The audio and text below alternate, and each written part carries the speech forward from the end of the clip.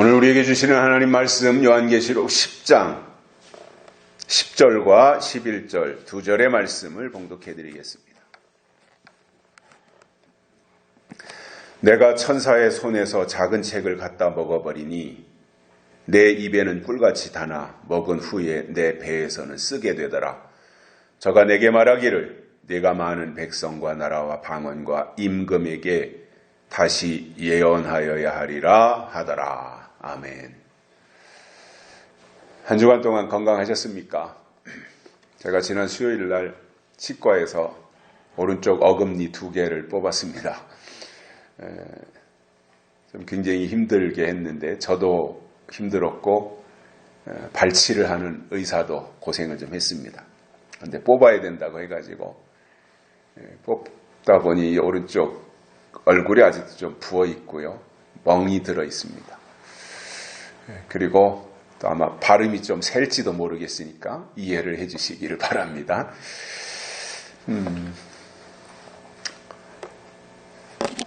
눈앞에 보이는 현상만 보고 가는 사람과 미래를 예측하고 몇 수 앞을 내다보고 가는 사람과는 삶의 방식에 있어서 또는 내용에 있어서 많은 차이가 있습니다.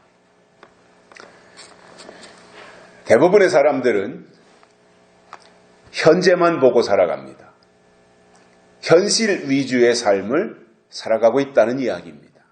그러나 삼성이나 SK나 LG와 같은 대기업은 미래에다가 투자를 하고 그 연구소에서 연구를 하는 사람들은 미래를 앞당기기 위해서 수많은 돈을 들여서 몰입하고 있습니다.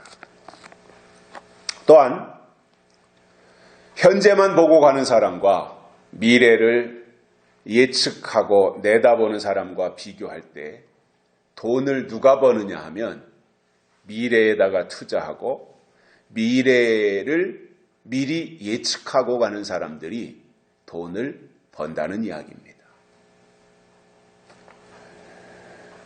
그래서 우리나라에서도 마찬가지고 미국이나 이런 시장에서도 마찬가지지만 스티브 잡스와 같은 스마트폰을 만들었다고 하는 스티브 잡스와 같은 이러한 사람들이 세상을 앞서가다 보니까 엄청난 부를 창출할 수 있었던 것입니다. 우리가 스마트폰을 다 쓰고 있는데 주로 이제 삼성에서 만든 것을 우리가 쓰고 있지 않습니까? 우리가 구입한 스마트폰을 다 사용을 하지만 한 2년, 길어야 3년 쓰면 뭔가가 이렇게 좀 느려지고 배터리도 다 수명이 짧아지고 어떤 것은 잘 작동이 안 되고 그러다 보니 자연스레 또 비용을 들여서 핸드폰을 바꿉니다. 그 핸드폰 시장을 선도하는 삼성은 계속해서 지금도 비용을 들여서 새로운 것을 발굴해내기 위해서, 찾아내기 위해서 투자를 하고 있습니다. 한 번에 확 바꾸면 돈을 못 벌잖아요, 회사가.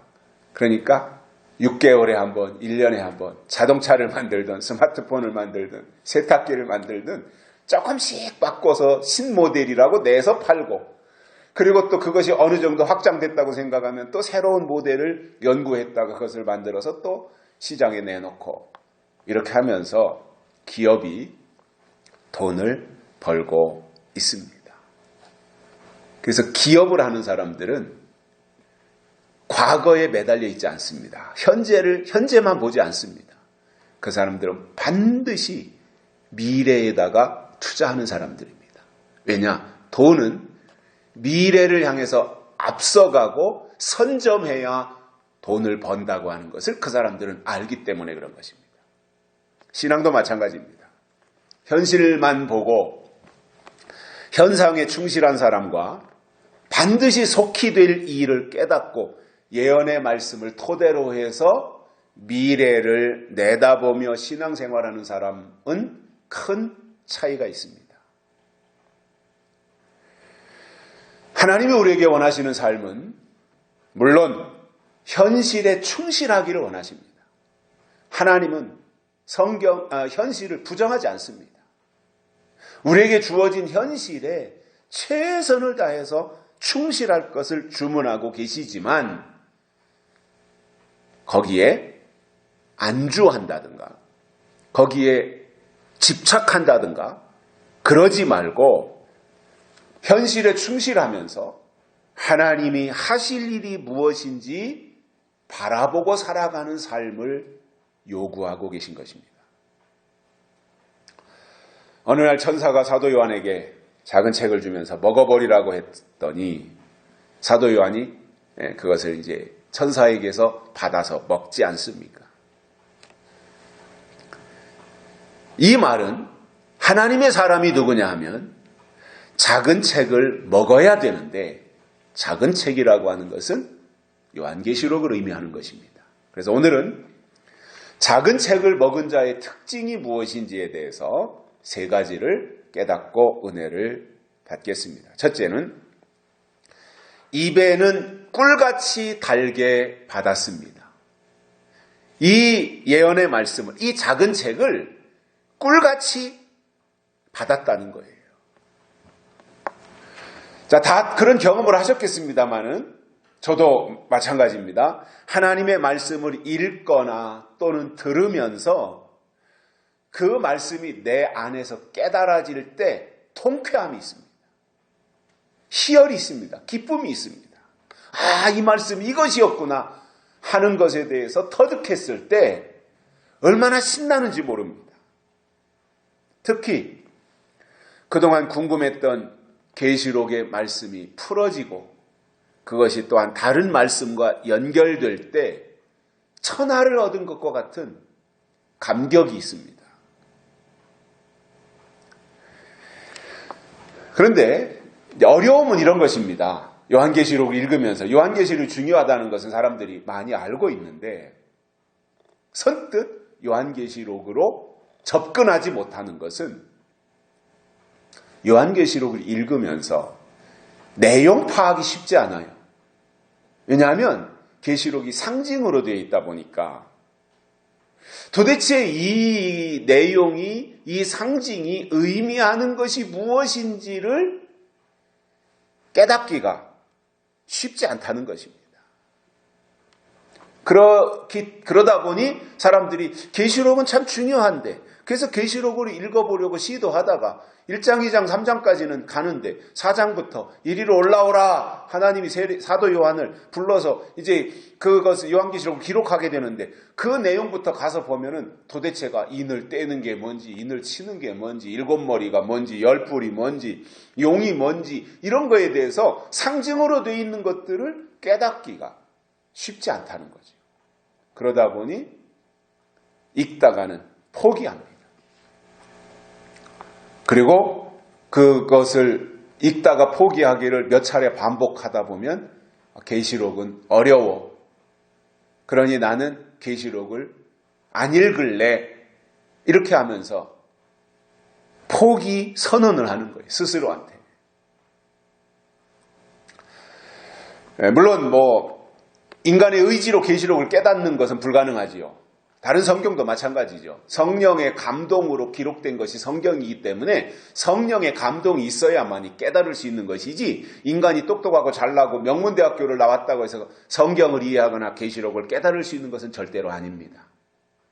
하나님이 지혜의 문을 열어주셔야 가능한 일이라는 거예요.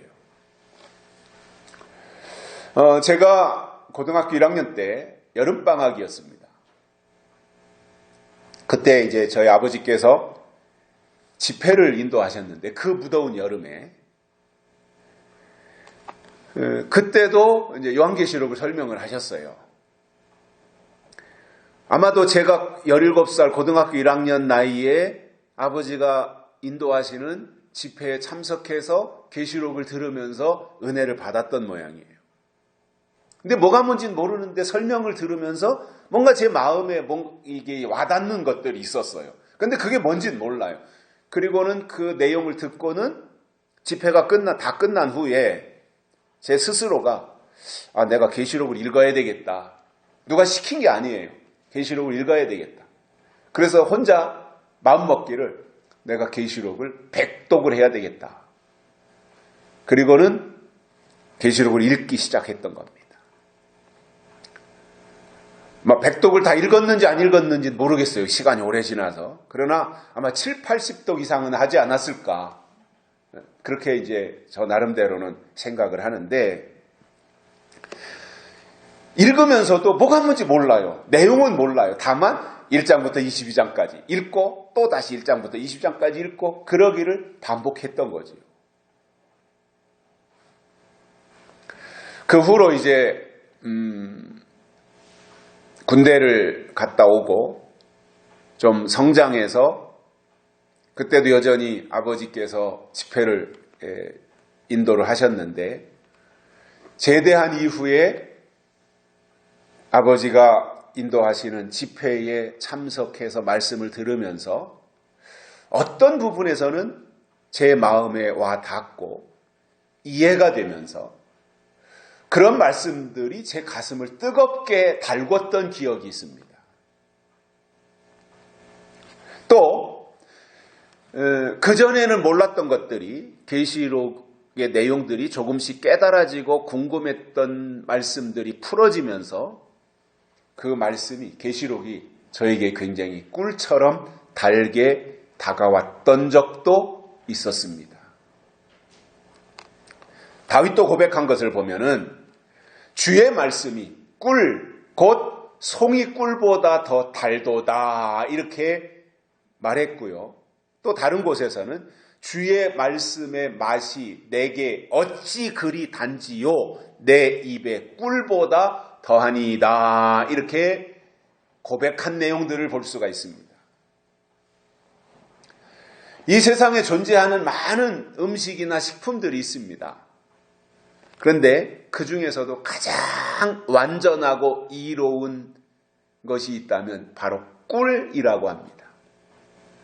꿀은 가장 완전 식품이라고 합니다.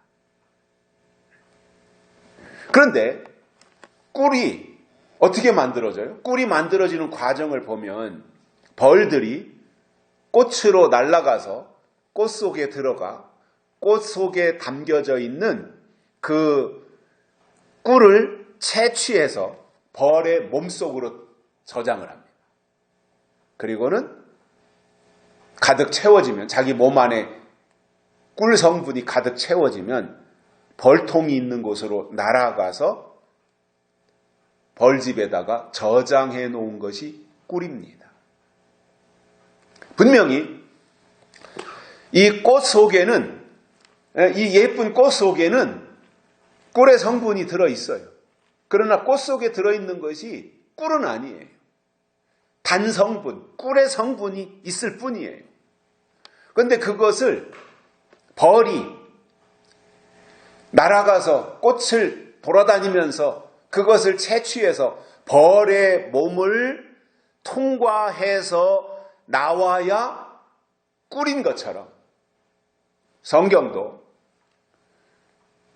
창세기부터 요한계시록까지 하나님의 말씀인 것은 분명하지만, 그러나 그것이 어떤 과정과 절차를 통해서만이 영혼의 양식이 될 수 있다는 것입니다. 꿀과 같이 된다는 말입니다.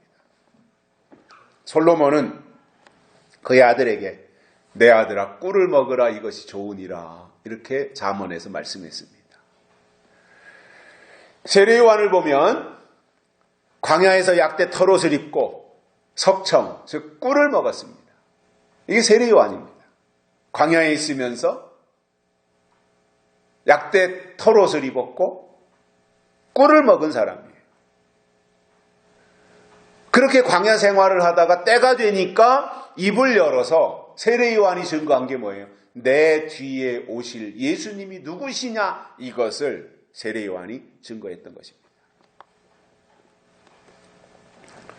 그렇다면 광야의 신앙은 먹는 것이 달라야 돼요. 다시 말하면 광야의 신앙은 예언의 말씀을 먹어야 돼요. 그런데 그것을 먹기 싫은데 그냥 자갈을 씹듯이 억지로 먹는다면 그것이 무슨 그에게 좋은 양식이 되겠습니까? 즐거움으로 먹어야 되잖아요. 보리밥을 주든 된장찌개를 주든 그냥 입안에 들어가서 즐거움으로 그것을 먹어야 내 안에 그것이 영양가가 되는 것이지, 아무리 산해진 밀을 갖다 놔도 먹기 싫은 거를 억지로 그냥 한두 숟가락 먹고 만다면 그것이 어떻게 그에게 보약이 되겠어요?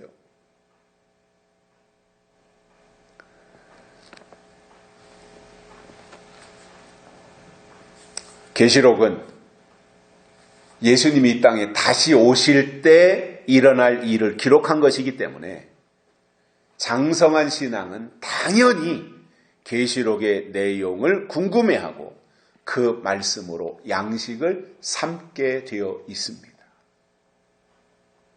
두 번째로는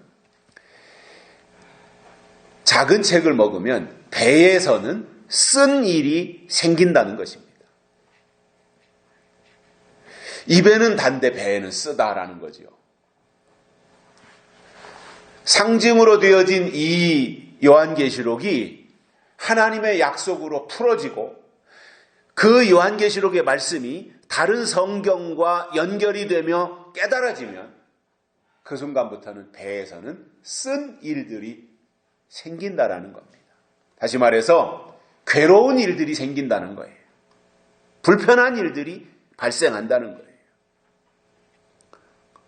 그러면 이것은 뭐예요? 뭔가 힘든 일이 생기고 괴로운 일들이 생기고 희노애락이 같이 있고, 이게 무슨 말이에요? 살아있다는 말이잖아요, 그 자체가. 기쁨만 있는 인생이 있습니까? 즐거움만 있는 사람이 있습니까? 고통이 없는 사람이 누가 있겠어요? 아픔과 어려움이 없는 사람이 누가 있겠어요? 고민이 없는 사람이 누가 있겠어요? 바보가 아닌 다음에는. 다 뭔가 갈등하며 어떤 선택해야 되는 문제 앞에서 고민하면서 몸부림치면서 살아가는 것이지 않겠습니까? 죽었다면 고민할 일이 없어요. 죽은 사람이 뭘 고민하겠어요? 죽은 사람이 무슨 고통당할 것을 걱정하겠어요? 제 아내가 오래전에 결석이 있었습니다. 아이들 어렸을 때. 근데 그래가지고 이제 차에 태워서 경희의료원에 가서 이제 응급실로 들어가는데, 환자는 아파서 죽겠다고 하지만 그렇다고 해서 의사가 그냥 즉들같이 뛰어나와서 안 아프게 해주는 게 아니잖아요. 다 뭐 사진 찍을 때가 사진 찍어야 되고, 병명을 찾아야 되고, 원인을 찾아야 되고, 이런 과정을 거쳐서 이제 뭐 진통제를 놓든 이렇게 해서 통증을 해소시켜 주는 거잖아요. 근데 그때 아이들이 아주 어렸을 때인데, 제 아내가 그것이 이제 다 해결되고 나서 하는 말이, 얼마나 아팠는지 죽고 싶었다는 거예요. 죽었으면 좋겠다. 차라리. 이게 고통이라는 게 그런 거잖아요. 너무너무 고통스럽고 힘들면 차라리 죽고 싶다, 죽었으면 좋겠다, 이 생각을 하는 거지 않습니까? 그 정도로 힘들다는 거잖아요. 그런데 죽고 나면 뭐 고통이 있어요? 슬퍼할 일도 없고, 아파할 일도 없고, 고민할 일도 없고, 죽은 사람은 아무것도 모른 채 그냥 이제 땅속으로, 흙으로 돌아가는 거지 않습니까? 자, 우리가 배에서 쓴 일이 생긴다라고 하는 것은 그의 신앙이 살아있다라는 증거가 되는 거예요. 일부러 고난을 쫓아다닐 이유는 없어요. 또 고통당할 일을 일부러 만들 이유도 없어요. 그러나 살다 보면 내 의지와는 상관이 없이 그런 일이 생기는 것이 인생이다, 살아있기 때문이다 라는 말이다 말입니다. 이스라엘 백성들이 출애굽을 하지 않았다면 40년 광야의 고통은 겪을 이유가 없어요. 출애굽을 하지 않았으면 광야의 고통은 없는 거예요. 그러나 문제가 뭡니까? 광야에 고통이 없으면 가나안의 축복도 없다라는 겁니다. 하나님이 이스라엘 백성들에게 광야를 주신 이유가 있습니다.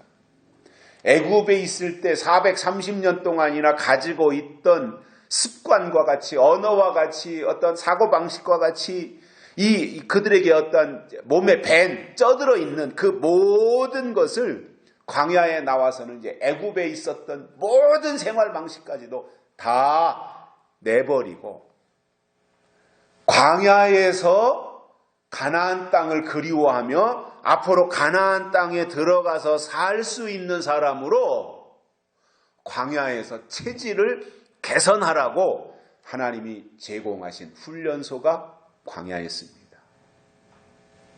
그러니 애굽에서 바로 가나안 땅에 간다면 애굽에서 종 노릇을 하고 있었는데 종이 가나안 땅에 들어갔다고 해서 바로 주인 노릇 할 수 있는 게 아니에요. 몇백 년 동안 종살이 하던 사람이 하루아침에 환경이 바뀌었다고 해서 여봐라 하고 주인 노릇을 할 수 있습니까? 안 되잖아요. 그러니까 종의 근성을 광야에 나와서 떨쳐버리라는 거예요. 그리고 앞으로 주인 노릇 할 수 있도록 체질을 바꾸라는 거예요.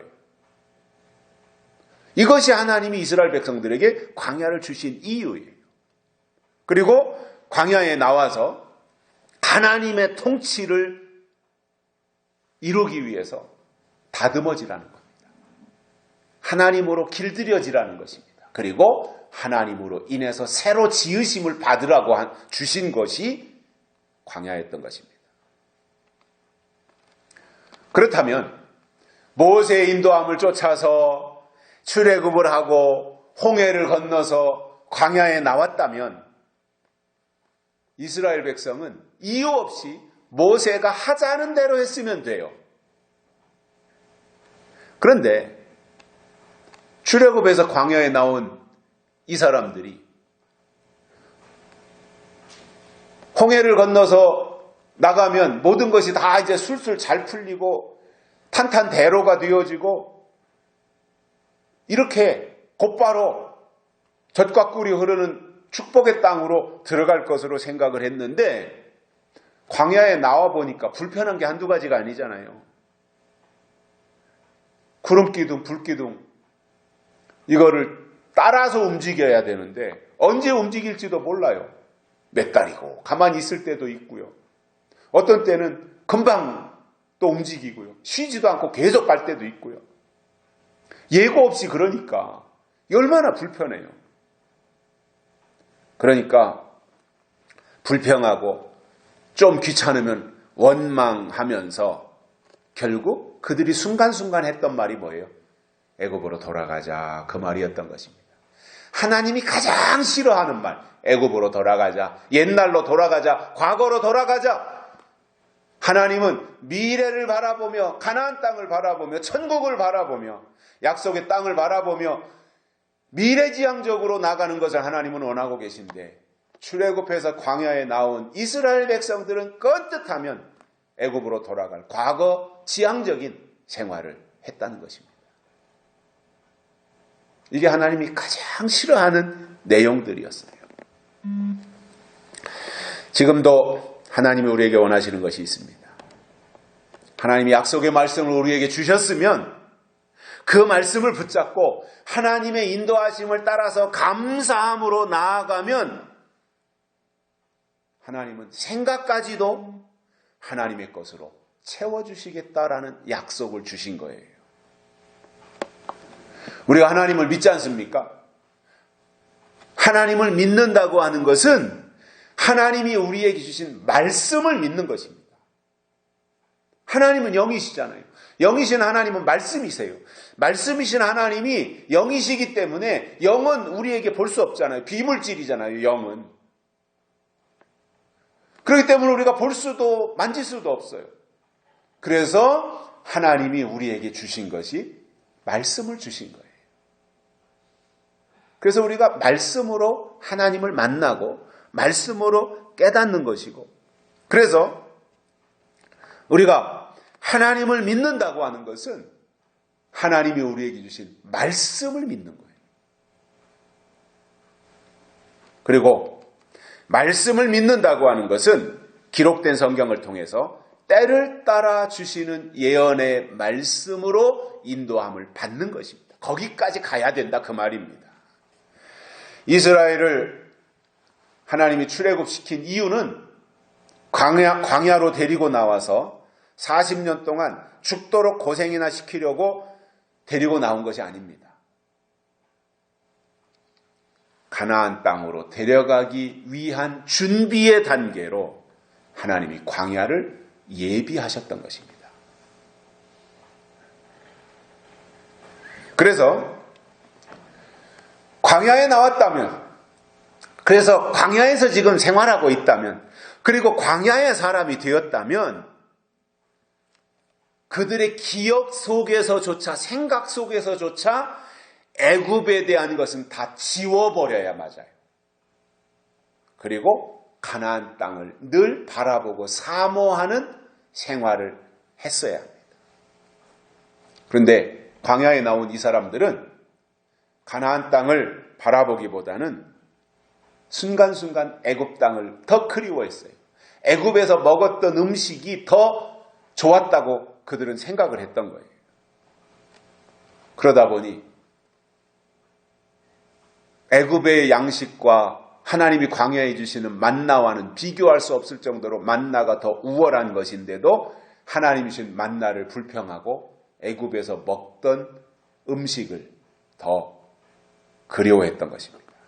이게 무슨 말이냐면 몸은 출애굽을 했는데 생각의 출애굽은 이루어지지 않았다라는 겁니다. 하나님은 원하시는 것이 뭐예요? 생각의 출애굽이에요. 몸은 당연히 출애굽을 하는 것인데 육신이 출애굽을 했을 뿐만 아니라 생각의 출애굽까지도 같이 겸비되어야 되는 거예요. 그런데 이스라엘의 문제점이 뭐예요? 육신은 모세를 따라서 출애굽을 했는데 광야에 머물면서 생각의 출애굽이 안 되다 보니 늘 생각은 애굽에 가 머물렀던 것입니다. 이게 문제가 됐던 거예요.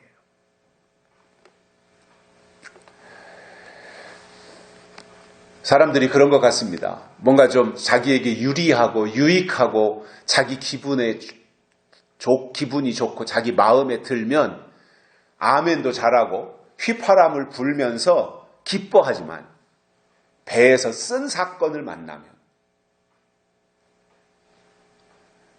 금방 불평하고 또 불만을 토해내는 것이 어린 아이의 신앙이고 거듭나지 못한 자들의 특징이 아니겠는가 이렇게 생각을 하게 됩니다. 그래서 히브리서 기자의 말씀에 비춰볼 때 장성한 자는 단단한 식물을 먹고 선악을 분별한다라고 한 것처럼 신앙이 때를 따라 주시는 말씀을 먹고 장성하면 배에서 쓴 사건도 거뜬히 감당하고 이겨낼 수 있게 되고 그 단계까지 가야 된다는 겁니다. 입에 달 때는 아이고 아멘하고 꿀꺽 감사합니다 하고 삼킬 뿐만 아니라 그것으로 인해서 배에서 쓴 사건이 일어날 때도 감사함으로 그것을 소화시킬 수 있는 단계까지 가야 된다 그 말이에요. 그래서 입에서 달 때 삼켰으니까 그의 신앙이 좋다 이것이 아니라 입에서 달기 때문에 예언의 말씀을 삼키고 나서 배에서 쓴 사건이 일어날 때 그것까지도 감사함으로 소화시키고 그것을 내 신앙의 성장의 디딤돌로 삼을 수 있는 단계까지 가는 사람, 이것이 장성한 사람, 단단한 식물을 먹은 사람이다 라는 것입니다. 세 번째로는 다시 예언한다 이렇게 되어 있습니다. 작은 책을 먹은 사람은 다시 예언하게 되어 있어요. 대상이 있잖아요. 나라와 방언과 백성과 임금과 이런 사람 대상을 향해서 다시 예언해야 된다라는 거죠. 이게 뭐예요? 나라와 백성과 방언과 임금과 이게 대상, 세상 나라잖아요. 세상. 그러니 너희는 이 세상에 소금이 빛이라 한 것처럼 그냥 어떤 테두리 안에 갇혀서 거기서만 자기 의의를 쌓는 것이 아니라 세상으로 나가서 소금의 역할, 빛의 역할을 해야 되는 것처럼 우리가 다시 예언하는 대상은 이 세상이다 말입니다. 그 세상은 교회 세상이 될 수도 있고 저 교회 밖 세상이 될 수도 있고 아무튼 대상은 많은 사람들을 향해서 다시 예언한다 그 말입니다. 자, 그러면 이것은 일곱인으로 봉해 놓았던 요한계시록의 말씀을 하나님이 열어주심으로 그 말씀이 이제 증거되기 시작하는데 다시 예언한다고 하는 것은 작은 책을 먹은 자, 요한계시록을 먹은 자가 먹은 요한계시록을 가지고 사람들에게 다시 외치는 것을 말하는 거예요.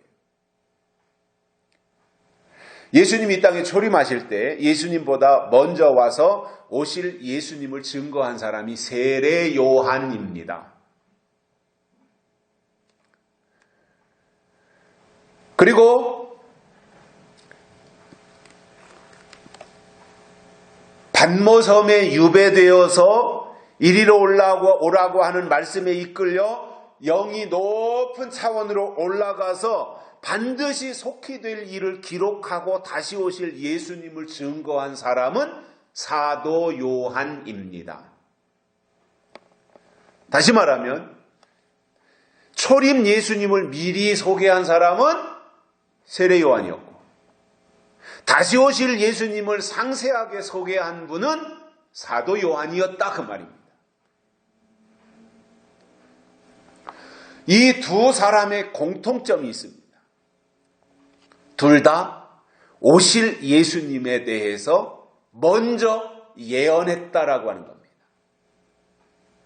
차이점이 있다면 세례 요한은 초림 예수님을 예언했고 사도 요한은 다시 오실 예수님, 재림 예수님을 예언했다라고 하는 차이가 있지만 그러나 둘 다 오실 예수님에 대해서 소개했다라고 하는 이것이 그 두 사람이 하나님이 보내신 종의 증거였던 것입니다. 구약 성경을 읽다 보면 대선지서, 소선지서가 나옵니다. 마찬가지로 대선지자, 소선지자가 나옵니다. 그거는 큰 일을 했기 때문에 대선지자고 쬐깐한 일을 했기 때문에 소선지자가 아니라 예언의 분량이 많기 때문에 많이 예언했기 때문에 대선지자이고 분량을 좀 적게 했기 때문에 소선지자라고 후세에서 구분을 한 겁니다. 이사야, 예레미야, 에스겔, 다니엘 네 사람이 대선지자들인데 그때 당시에 그들이 예언하면서 우리는 대선지자야 까불지 마 이렇게 한 게 아닙니다. 나중에 성경학자들이 성경을 구분하면서 요거는 분량이 많으니까 대선지자구나. 그리고 대선지서구나. 여기는 예언의 분량이 작으니까 요거는 소선지자이고 소선지서이구나. 이렇게 분리를 해놨던 것입니다. 그런데 대선지서를 기록한 대선지자가 4명이었고 소선지서를 기록한 소선지자가 12명이었고 구약성경에 합해서 16명의 대소선지자들이 활동을 했습니다. 그래서 이 선지자들이 참 중요한데 구약성경에서 선지자들을 빼놓으면 어떻게 구약성경이 성립이 되겠습니까? 선지자들이 중요한데 예언의 분량의 많고 적고의 차이는 있지만 선지자는 당연히 예언자였습니다. 제가 영어 사전을 찾아봤습니다. 선지자나 예언자를 똑같이 프라핏 이렇게 쓰고 있습니다. PROPHET. 이게 선지자도 프라핏, 예언자도 프라핏. 똑같단 말입니다. 그러니까 선지자는 예언자이고 예언자는 선지자, 똑같은 프라핏이다 말입니다. 그래서 선지자인데, 선지자는 예언자라 그랬어요. 그러면 예언자는 뭐가 있어야 예언자예요? 예언이 있어야 예언자가 되는 거잖아요. 그래서 선지자는 당연히 예언을 해야 돼요. 그러면 예언이 뭐예요? 내 말을 하는 게 아니에요. 자기 말을 하는 게 아니에요. 예언은 하나님이 그 선지자의 입에다가 담아주신 것을 말하는 게 그게 예언이에요. 예를 들어서 어떤 목사님이 사람들을 향해서 설교하면서 나는 이 시대에 하나님이 보낸 선지자다, 이렇게 말할 수 있어요. 나는 선지자다, 이렇게 외칠 수 있어요. 그래서 저분은 특별한 선지자인가 보다라고 생각을 하고 그가 설교하는 내용을 들어보니까 1년 내내 주일날 쉬운 2번 설교하는 1년 내내 그 시대를 향해서 하나님이 주시는 예언이 없다면 그는 선지자가 아닌 겁니다. 그러나 나는 선지자다, 나는 예언자다, 이 말은 하지 않을지라도 그가 순간순간 그 시대에 하나님이 주시는 예언을 선포한다면 그는 선지자인 것입니다. 예언자인 것입니다. 그러니까 나는 선지자라고 말을 하느냐 안 하느냐가 중요한 것이 아니라 그가 그 시대에 주신 하나님의 예언을 말하느냐 안 하느냐에 따라서 예언자이고 선지자가 성립이 된다는 말입니다. 선지자에게 중요한 것, 예언자에게 중요한 것은 예언입니다. 예언이 있어야 된다, 그 말입니다. 그래서 아무리 나는 선지자다, 까불지 마라, 이렇게 말했다고 할지라도 예언이 없으면 하나님 보실 때는 아무것도 아니라는 말이에요. 세례 요한을 보면 내 뒤에 오실 분이 누구인지 설명하면서 예언을 했고 시대가 바뀌는 것에 대해서 알려준 사람이에요. 그러면서 회개를 외쳤고 세례를 받으라고 했습니다. 이게 세례 요한입니다. 시대가 바뀌는 것을 알려준 거예요. 그래서 더 이상 이제 구약은 끝났으니 구약에서 할례 받던 사람들이 이제 할례를 가지고는 초림 예수님을 맞이할 수 없기 때문에 이제 예수님 오시고 나서부터는 할례가 아니라 세례를 받아야 된다. 법이 바뀌었고 시대가 바뀌었다라는 것을 증거한 사람, 예언한 사람이 세례 요한이었던 것입니다. 반면에 사도 요한이 증거한 메시지의 핵심은 다시 오실 예수님께 집중하도록 했어요. 예수님이 다시 오신다. 다시 오실 때 이런 일들이 있다. 그러면서 예수님이 다시 오실 때가 되면 교회 안에서 어떤 일이 일어나는지, 그리고 그 일이 일어날 때 그것을 어떻게 극복하고 이겨낼 수 있을지에 대해서 설명했습니다. 사도 요한이. 그래서 계시록이 열려서 다시 예언하는 말씀으로 증거될 때에는 세례 요한이 증거했던 세례에만 머물러 있을 것이 아니라 그것은 초림 때 법이었으니 예수님이 다시 오실 때에는 하나님의 인치심을 받아야 다시 오시는 예수 그리스도를 맞이할 수 있다라고 시대가 바뀌고 법이 바뀌는 것에 대해서 사도 요한이 2000년 전에 미리 예언했던 것입니다. 여기서 다시 예언한다고 하는 것은 밤모섬에서 사도 요한이 하나님께 받아서 앞으로 될 일의 예언을 기록은 했지만 7인으로 봉하셨잖아요. 그러니까 그 내용을 알 수도 없고 공개할 수도 없어요. 우리나라에도 그런 법이 있죠.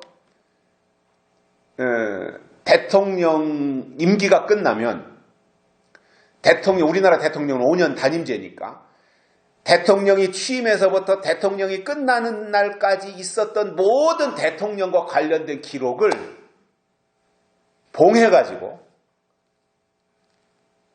보관을 합니다. 타임캡슐에다가 넣어가지고 그리고는 언제 그것을 개봉할 수 있느냐? 그 사람이 임기가 끝난 이후 30년이 지나야 그 대통령이 그 당시에 어떤 일을 했는가를 기록을 다 볼 수 있도록 해놨어요. 그러니까 대통령에 대한 기록도 30년 동안 인으로 봉해놓은 거지요. 법으로 봉해놓은 거예요. 법으로. 공개를 못하도록. 반모섬에서 사도 요한이 기록한 것을 하나님이 그 당시에 당장 공개할 것이 아니었기 때문에 7인으로 봉하셨던 거예요. 그래서 그것을 아무도 알지 못하도록. 그러므로 사람들이 요한계시록을 때가 돼서 하나님이 열어주시기 전에는, 즉 계시록으로 표현한다면 다윗의 뿌리가 이기었으니 인봉한 말씀을 열어주신다라고 하는 이 때가 되기 전에는 절대로 계시록은 공개되지 않는 겁니다. 7개의 도장을 꽝꽝 하나님이 찍어 놓으셨기 때문에 그런 것입니다. 그러면 이 시대에도 하나님께 속한 예언자들은, 설교자들은 반드시 계시록의 말씀을 기본으로 해서 선포해야 하나님의 종인 겁니다. 예언이라고 하는 것은 어떤 일이 발생하기 전에 미리 말하는 거예요. 그 일이 생기고 나서 말하는 것은 예언이 아닌 거예요. 그 일이 있고 나서, 그 일이 있기 전에, 어떤 일이 있기 전에 미리 말해야 예언인데, 사실 사람들은 내일 어떤 일이 있을까? 아니면 미래를 예측하기에 불투명한 지금과 같은 시대를 살면서 앞으로 어떤 일이 있을까? 코로나 사태가 심각한데 이후의 세상은 어떤 세상이 올까? 이런 거에 대한 궁금함이 다 있지 않겠습니까? 하루 일과를 마치고 저녁 때가 되면 이제 다 뉴스를 보면서 관심을 가지는 것이 일기예보잖아요. 일기, 내일 날씨를 예보, 미리 보도해 준다 그 말이거든요. 그러니까 내일 비가 올 거냐 안 올 거냐, 미세먼지가 어떠냐 이런 거에 대해서 미리 알려주면 내가 우산을 준비해야 될 것인지 옷을 어떻게 입어야 될 것인지 이런 거에 대해서 대비할 수 있게 되기 때문에 일기예보를 관심을 가지고 보거든요. 마찬가지로 하나님이 때를 따라주시는 예언의 말씀을 통해서 하나님이 가실 일이 무엇인지를 미리 안다면 거기에 걸맞게 준비를 할 수 있는 겁니다. 지금 시점에서 볼 때 저는 그렇게 생각합니다. 열심보다는 예언의 말씀을 깨닫고 방향을 정하는 것이 우선입니다. 사도 요한은 하나님이 이리로 올라오라, 마땅히 될 일을 내게 보이리라고 하셔서 그의 영이 하나님 차원으로 올라가서 그가 보고 들은 것을 기록으로 남긴 것이 요한계시록입니다. 그래서 계시록을 읽다 보면 내가 보니, 내가 들으니, 내가 또 보니, 내가 또 들으니 이것이 반복해서 나오고 결국 요한계시록이 뭐냐면 사도 요한이 반모섬에서 자기 생각을 일기처럼 자서전처럼 쓴 것이 아니라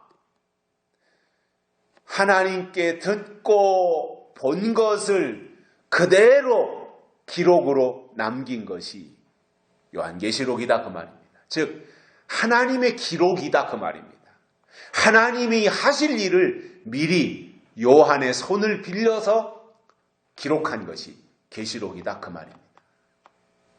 그러면 반모섬에서 계시록을 기록한 지 2000년이 지났어요. 지금 이 시점에서 우리가 다시 이제 마지막 때가 됐으니까 하나님 요한계시록을 다시 우리에게 알려달라고 다시 기록하게 해달라고 할 것이 아니라 사도 요한이 기록해 주신 요한계시록을 깨달을 수 있는 지혜를 받아서 계시록의 말씀을 읽으면서 그 속에서 요한이 보고 들은 것을 같은 영감을 가지고 깨닫는 것. 이것이 우리가 할 일이란 말이에요. 그러니까 사도 요한이 높은 이리로 올라가서 높은 차원에 올라가서 보고 들은 것을 기록한 것이 요한계시록이라면 우리가 계시록으로 들어가서 계시록을 이해하고 깨달으려면 사도 요한의 영성으로 올라가야 계시록을 이해할 수 있게 된다 그 말입니다. 제가 가끔씩 말씀을 드리지만 특정한 날짜를 정하고 가는 사람들이 이제 시한부족만론자들인데 그들이 왜 문제가 되느냐 하면은 요한계시록을 하나님이 제한해 놓은 브레이크들이 있어요. 제한들이. 계시록에 제한이 있어요. 제한. 그런데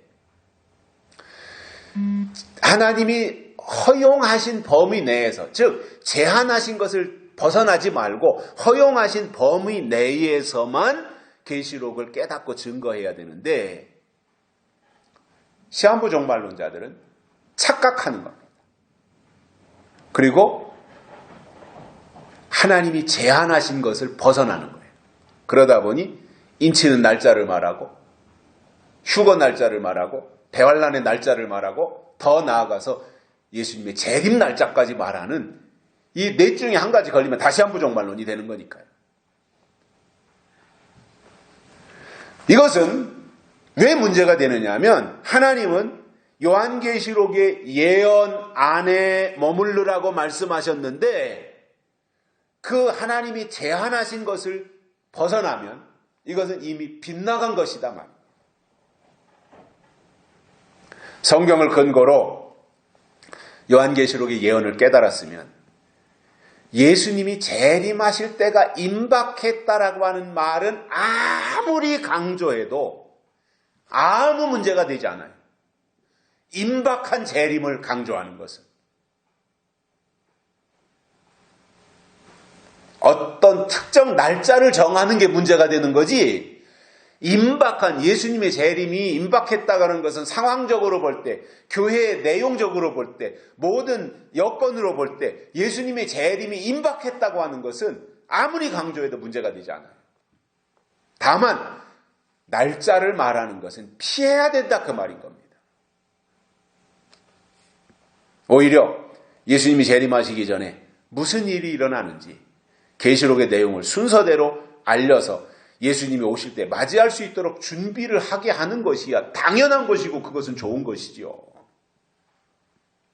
우리가 열처녀의 비유를 보면서 이해하는 것이 뭡니까? 열처녀의 비유를 보면 열처녀 모두가 어떤 특정 날짜, 예수님이 신랑이 오는 날짜에 집착하거나 거기에 매달리지 않았어요.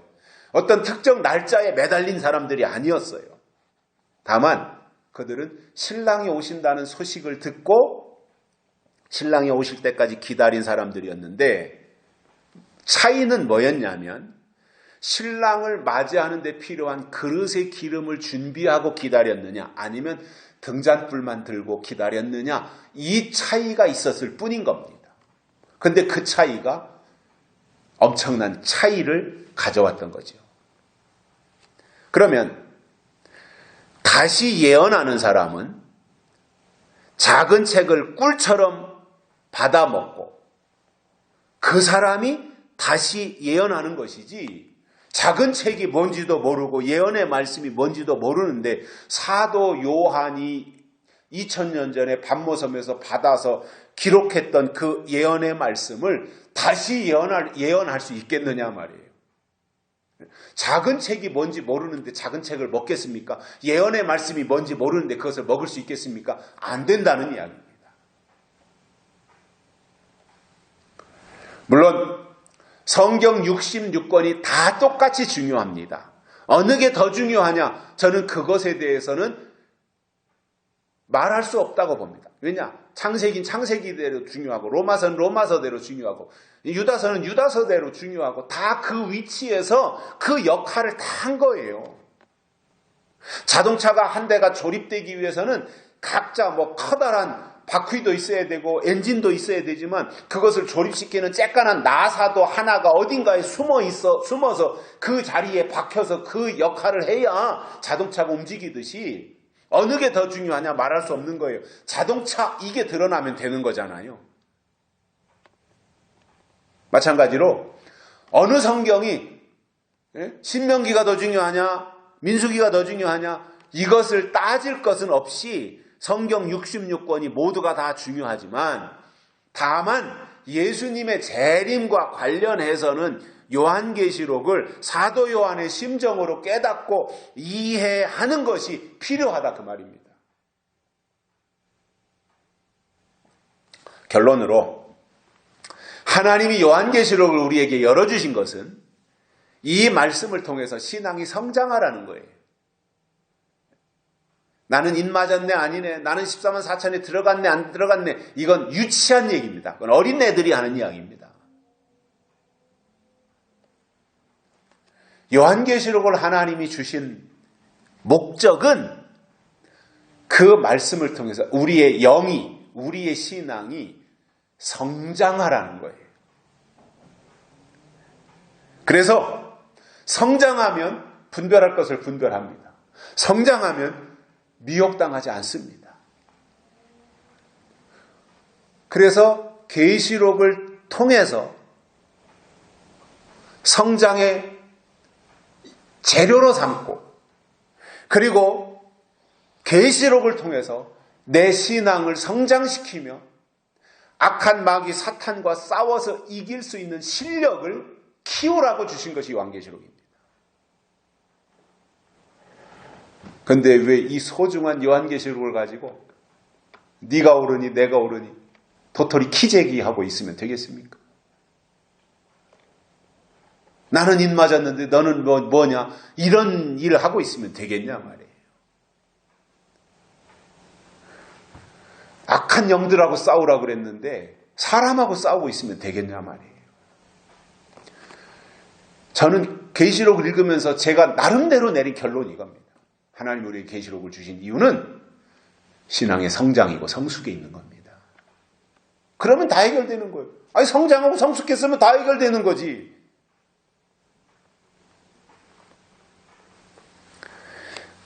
그것을 위해서 하나님이 우리에게 작은 책의 말씀을 주신 것을 알고 다시 예언하는 그날까지 이 말씀을 간직하고 살아가는 믿음의 실력자들이 되시기를 주의 이름으로 축복합니다. 살아계신 하나님 감사합니다. 오늘도 우리에게 말씀을 주시고 이 말씀을 이해하게 해주셔서 감사를 드립니다. 늘 하나님의 영이 우리 가운데 임하셔서 우리를 주장하시고 이 땅에서 살지만 세상 것에 오염되거나 감염되지 아니하고 하나님의 것으로 늘 우리 속에 충전하고 이 세상을 넉넉히 이기며 살아갈 수 있는 저희들 되도록 축복해 주옵소서. 무엇보다도 우리가 작은 책을 먹되 입에는 달지만 배에 쓴 일이 일어날 때 그것까지도 잘 감당해낼 수 있도록 우리를 하나님이 끝까지 붙들어 주시고 다시 예언하는 도구로 쓰임받는 저희들 되게 해 주옵소서. 다시 오실 예수님의 이름으로 간절히 기도드리옵나이다.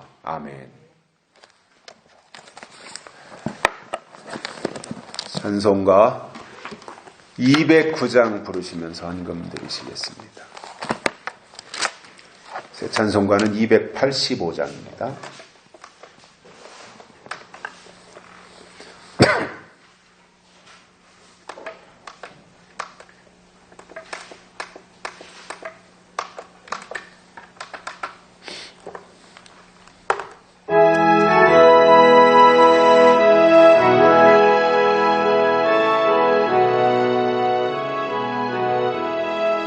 주의